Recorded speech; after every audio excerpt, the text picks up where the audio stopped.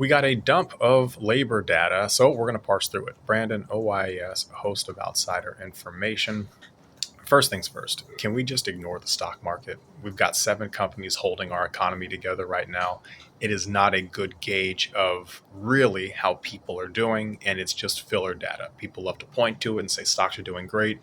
Not a whole lot of people just own stock and are holding and hinging their life to that. So, similar to my argument about platforming CEOs, I don't think the stock market is really a relevant data point for most people. Moving on.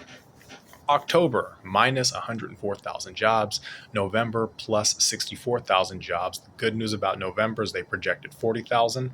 It was at 64,000. Do the math though, still in the red. And over the last 6 months, we are only plus 100,000 jobs. So that is a lot of layoffs.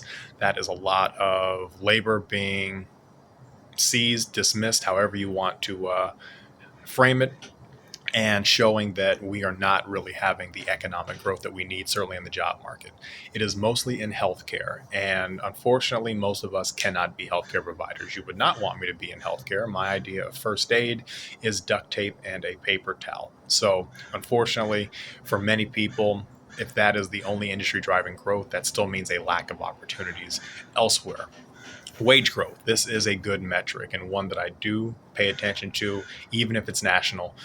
It's the slowest it's been in 4 years since about May of 2021. Wage growth is at about 3.5%. Inflation is at about 3%. So if you do the math, that is not a very wide margin, and it is why a lot of people are struggling. Wages have not gone up in a way they need to, which is making living harder. Unemployment.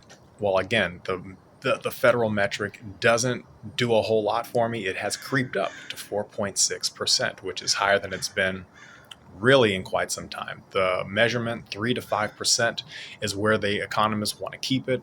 It was around 4.2 earlier this year. Being at 4.6 is not a good sign going into the new year. The other number, the last one, 7.8 million people unemployed. Again, that's a significant portion of the workforce when you consider eligible workers, and you could come up with any equation to kind of figure that out. I don't have one for this one to kind of maybe get a percentage or a number to kind of go alongside that, but it is a large number. And again, when you factor in the layoffs, labor being seized, taken away, it paints not the best picture. So January, we're going to try to do the 12 months and try to track it. So we will see what we've got there, especially after the last month of reports come in. As always, if anything resonates, like, subscribe, and engage. Do your research if you can. We will see you next time.